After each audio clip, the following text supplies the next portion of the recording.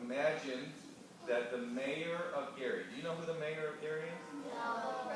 Karen Freeman Wilson is her name. Mayor Freeman Wilson. I know. You know her? She might have been at your school. Well, anyway, let's just imagine the mayor of Gary. No. The mayor of Gary told one of her assistants, I want you, listen to this, I want you to go into our city and I want you to find 6 kids. Find 6 kids that don't have anything. They don't have a home to live in. Maybe they live under the bridge. They don't have parents. They have a hard time finding any food. They just don't have anything. And I want you to bring them to see me. Could you imagine if that was you? You didn't even have any parents or anything, and you went to see the mayor, you might be scared. And the mayor, when she sees those 6 kids, she says, you know what I'm going to do with you kids? I'm going to adopt you. I'm going to let you live in my house. I'm going to let you eat my food. I'm going to send you to school, take care of you. You're going to be just like my very own children. That would be really special, wouldn't it? Yeah. It would. Did those kids do anything to deserve that from the mayor? No. No. Did they work really hard to be able to get that from the mayor? No. No. Were they extra special or really special people to be able to get that from the mayor? No. No. The only reason they got that was because the mayor, decided that she wanted to do that. And you know what the Bible calls it when somebody does something like that? The Bible calls that grace. Have you ever heard of the word grace before? Yeah. Yeah. Doesn't our verse say grace in it? For by grace are you saved. See, the Bible says that we're saved by grace. Just like the mayor gave all that stuff to those children, if we're saved, can you work hard to be saved? No. Can you pay a lot of money to be saved? No. No. Can you do anything to be saved? Yes. No. You can't do anything to be saved because we are saved. How are we saved? By grace. And grace is free. Grace comes from God. We're saved by the grace of God. It is the gift of God, right? And so we can't work hard. Like if I go to church, let's say I go to church every Sunday. Will that make me saved? How about if I go to church every Sunday and every Wednesday? Every Sunday, Monday, Tuesday, Wednesday, Thursday, Friday, Saturdays. If I go to church, if I live at church, will that make me saved? No. Tuesday, Wednesday. Yeah, every day. It doesn't work that way, does it? There's nothing we can do to be saved. We are saved by grace. For by grace are you saved through faith, and not of ourselves. It's the gift of God. It's no works that we can do that get us to be saved. Now, we're going to be telling a story about a lady. Now, we've been talking about men for a long time, but we're going to talk about a lady, a girl, a young lady, and she has a book of the Bible named after her. There's not many ladies who have books of the Bible named after her, but this lady does, and her name is Ruth. Do you know anybody called Ruth today? I know some people called Ruth, and they're most likely named after this lady in the Bible. Now, Ruth, she did not live in Israel. She lived in Moab. Now, let me just tell you, in Moab, they didn't worship God. They had other gods, idol gods. Can idol gods do anything? No. Do they have mouths? No. Yes. They have mouths, but can their mouths speak? No. They have eyes? They have eyes, but can their eyes see? No. They have ears? Can they hear? No. They have hands? Can they do anything? No. Because they're idols. They're just pieces of wood or metal, brass, or stone. Can a stone do anything? Let's take a stone. We carve eyeballs into it and say, ooh, very great God. Send rain to my fields. Can the stone send rain to my fields? No. But people that don't want to know the real God, they will worship idols. And in Moab, they had a terrible, terrible God. And Ruth grew up living in Moab, and she thought that this God, whose name was Chemosh, okay? Everybody say that. She was told that Chemosh was their God. And this is not a bad drawing of what we think Chemosh looked like. We can look in history and know that the Moabites, they worshipped Chemosh. You see Chemosh there? You think a horse. Yeah, it's funny looking. He looks angry though, doesn't he? Yes. Yeah. Chemosh was a terrible, terrible, mean, ugly god, and he was very scary. The priests of Chemosh told the people of Moab that in order to make Chemosh happy, Chemosh sometimes would ask for children to be killed and sacrificed. It's terrible. Sometimes people would think, a farmer might think, this year I want to have real lot of crops so that I can have it very easy. And I have this young baby. If I offer this baby to Chemosh, maybe he will make my crops make me have lots of crops. Now this is a little older, but they would, see the fire there? They would heat up Chemosh so it's very, very hot, and then they would kill children and babies, or they would put them on top there. They would beat their drums really, really loud. It was an ugly, very, very wicked religion. It's wicked to kill people, isn't it? It's wicked. It's wicked to kill children. It's very wicked to kill babies. Well, Ruth grew up in Moab, and she grew up thinking that Chemosh was her God. Would you want to have Chemosh for a God? No.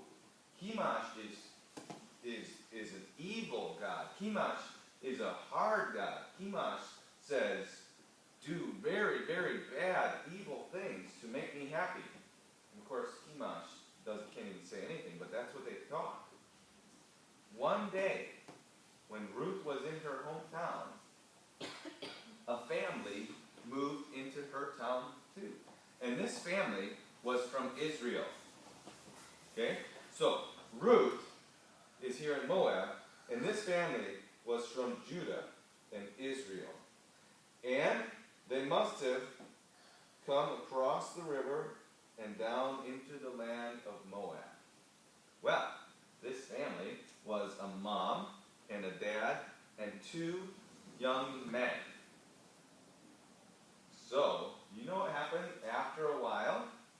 After a while, one of those young men, his name was Mahlon, he was kind of interested in Ruth. You know how young men can be interested in young ladies? Yes. Mm-hmm. Yeah. He got interested in Ruth. And his brother, Chilion, that's kind of a funny name, but it was a long time ago they had funny names. Mahlon and Chilion, he was interested in Ruth's friend. And her name was Orpah. And that's kind of a weird name too, but some of us have weird names too, just not Orpah. Okay. But anyway, Mahlon and Chilion were the boys that moved from Israel, and they were kind of interested in Ruth and Orpah. And what do guys do that are interested in girls? They go and they talk together, don't they? They always figure out ways to talk together. And I can imagine one day Ruth was talking with Mahlon, and she might have said something like, "So why did you guys move from your country to our country?" And Mahlon probably would have said something like this: "Well, it stopped raining in our country, and my dad, he thought we won't even be able to eat because we won't have enough food." And Ruth might have thought, "Well, what about your God?" Now, because in her land, what would they do? If they needed more rain, they would sacrifice something to Chemosh, right? And Mahlon might have said, "Well, God gave us our land. Long time ago, God gave us our land. But but it seems like God closed up the heavens. And maybe they would have said, God told us that if we worship him, he will take care of us. But people in Israel haven't been worshiping him, and so God is sending famine. And my dad, he didn't know what was going to happen, so he decided that it was better to move down here where there was some food. Well, Ruth thought about that probably, and she'd think, well, at least their God didn't ask them for a human sacrifice. And after time, they decided to get married. Ruth and Mahlon were going to get married, and Orpah and Chilion were going to get married. And I'm sure their parents, their names were Elimelech and Naomi, were very happy. But before they got married, Elimelech died. You think Naomi was probably very, very sad, and even Mahlon and Chilion. Mahlon and Chilion's dad died. Naomi's husband died. And so the girls and probably tried to comfort Naomi, but Naomi acted a little bit different than what they were thinking. Because normally, if something bad happened to you, you would think that your God was angry with you. If a Moabite, something bad happened to them, they would think, Chemosh is angry with me. I have to go do something to make him happy. That's the way they would think. But Naomi didn't go off and make certain sacrifices or anything like that. She was sad. Well, anyway, they went ahead and got married. And then something else sad happened. Neither one was able to have any children. And that's not happy. And then, Mahlon and Chilion, they were sick all the time. They got sick. And they got weaker and weaker and weaker. And one day, one of them died, and not long after that, the other one died. And so all that's left, make sure I'm pointing at the right ones, is Naomi and the two girls, Ruth and Orpah. That's sad. Well, a little ways later, somebody was traveling through the town in Moab where the three ladies were, and they were from Israel. And they happened to see Naomi, and they knew that she was from Israel. And they told her, you know what, Naomi? There's plenty of food in Bethlehem. That was where she was from. There's plenty of food in Bethlehem. God has opened the heavens and allowed rain to come, and there's plenty of food in Bethlehem. And Naomi thought, I'm going to go home. I'm going to go home. And she packed up her stuff, and she decided, and Ruth said, I'm going with you. And Orpah said, me too, I'm going. And so they started up from Moab, and they made their way. They kept going, probably about somewhere in here, near the Jordan River. And probably when they got to the Jordan River, Naomi said to Ruth and Orpah, she said, you know, girls, you probably ought to just stay here in Moab, because I can't take care of you when you come back. And there's no man there. There's no man to farm the fields and any of that. We're going to be very poor. I'm just going to go back, and hopefully somebody will feel sorry for me. And Orpah said, okay. And she went back. But Ruth said, no, Naomi, I'm staying with you. You know, something happened to Ruth over time. She had talked with Naomi and learned about the true God of the Israelites, and she had decided that she was not going to follow Chemosh. She wanted to follow God.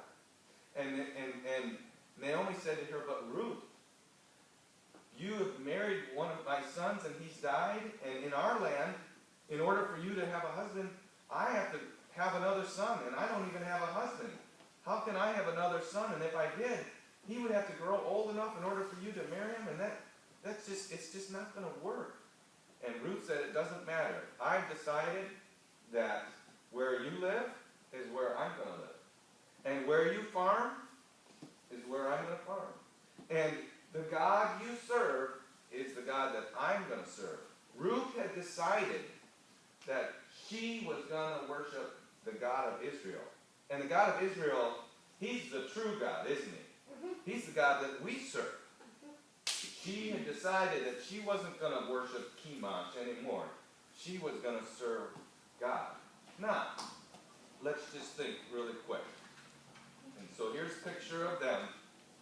That's Orpah heading back to Moab and Chemosh.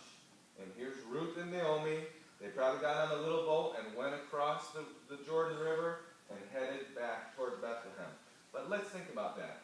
Ruth, so if Ruth decided that she was going to serve Israel's God, that means that she was saved. Now, why was Ruth saved? Why was Ruth saved? God let some people from Israel show up in her town, didn't he? Okay? God made it so that the boys from that family would be interested in her. And then Naomi told her about God. Did Ruth do anything? Did Ruth pay a bunch of money to God in order to be saved? No. Did Ruth go to church all the time in order to be saved? No. Did Ruth do anything? No. Ruth was saved because of what? There's a certain word the Bible uses. Ruth was saved because of what? What is it? Grace. Ruth was saved because of God's grace. And we're going to see, God. What is God's grace? God, I should write this on the board. I'll write it on the board next week. God's grace. Grace is when God gives us something that we don't deserve. And you know what? Everything good that we have, we don't deserve. Everything we have is because of the grace of God. And today we see that Ruth was saved because of the grace of God. And we're going to see for the next 3 weeks all the different things that Ruth got from God. And all of those things, everything that Ruth gets from God is because of God's grace. Right? And everything that we get, everything good that we have. Now we might say, well, my dad gave that to me. Who gave you your dad? God. Yeah. So everything good we have is from God. You might say, I really like to come to Bible Club. Why do we have Bible Club? Because of God. Because of God's grace. Well, you like to go to church. And all of you should like to go to church. And you get to go to church. And in church, why do we have churches? Because of God's grace. In church and in Bible Club, what do we learn from? The Bible. Why do we have the Bible? Who gave us the Bible? God did. We have everything good that we have comes from God, and it's because of God's grace. And we should remember that. And we should be thinking, maybe you don't know God. Maybe you haven't decided that you want to follow God. You still want to do your own thing. You need to be saved, but you can only be saved through God's grace, through faith. You can only be saved by grace. You can't be saved by working, by doing things. Only saved by grace, through faith in Jesus Christ. By turning from yourself and trusting in Jesus is how that we're saved. That's the faith that saves us, and it's God's grace that gives us salvation. Okay,